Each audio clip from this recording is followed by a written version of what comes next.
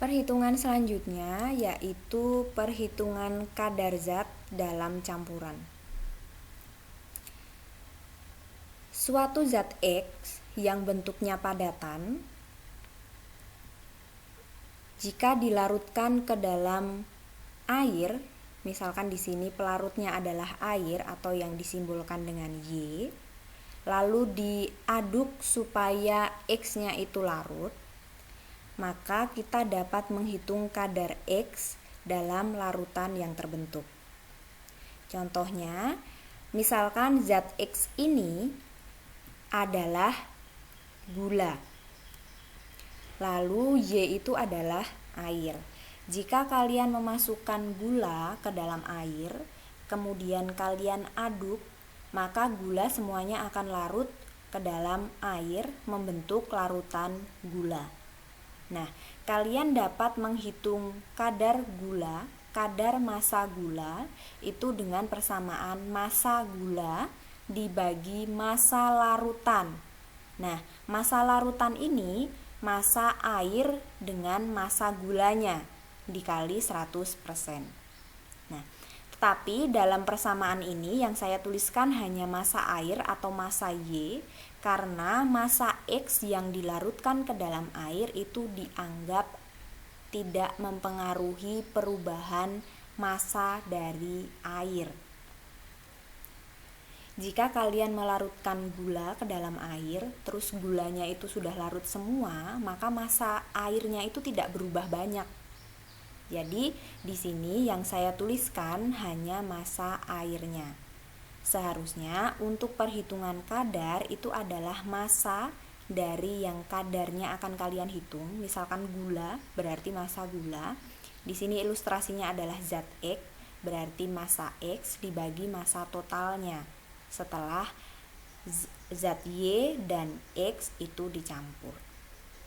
Jika yang diminta adalah kadar dalam BPJ atau bagian per juta atau ppm, part per million, maka persamaannya hanya kalian ganti 100%-nya ini kalian ganti 1 juta dikali 1 juta.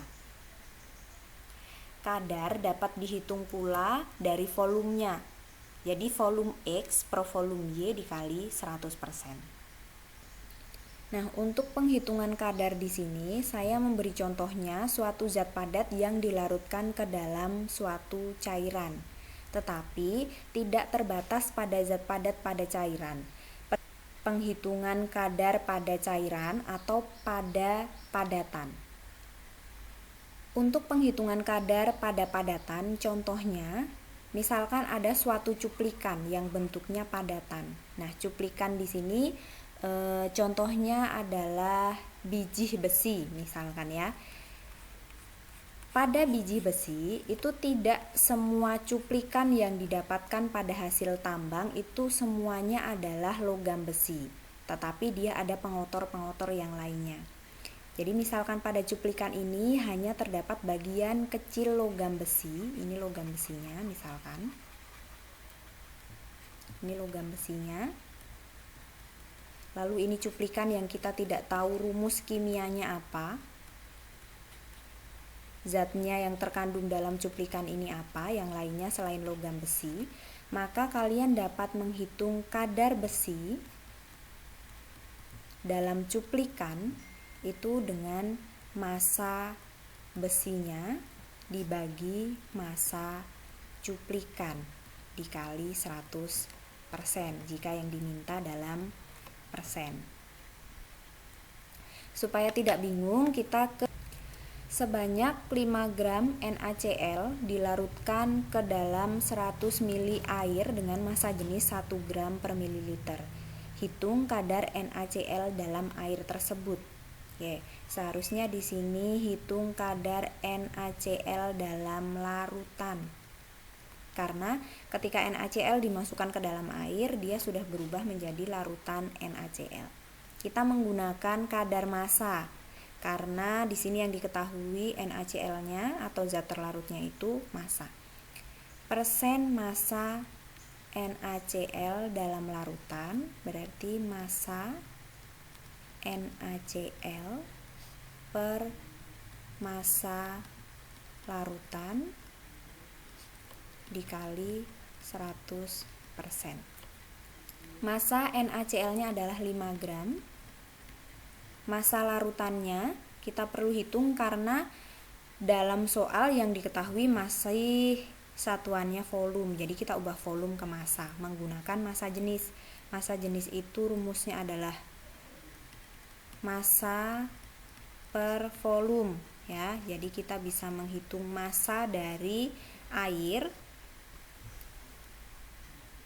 rho-nya 1 gram per mililiter sama dengan massa per volumenya 100 ml. Jadi kita dapat massanya 100 gram.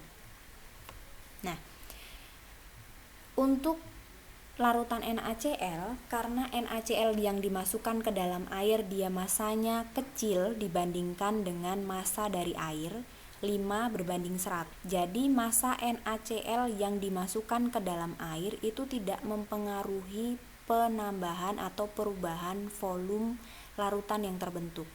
Jadi massa larutannya itu saya anggap masih sama seperti massa airnya, 100 gram dikali 100%. Jadi persen massa NaCl dalam larutan adalah 5%. Jika yang diminta itu bukan persen tetapi kadar BPJ, maka perhitungannya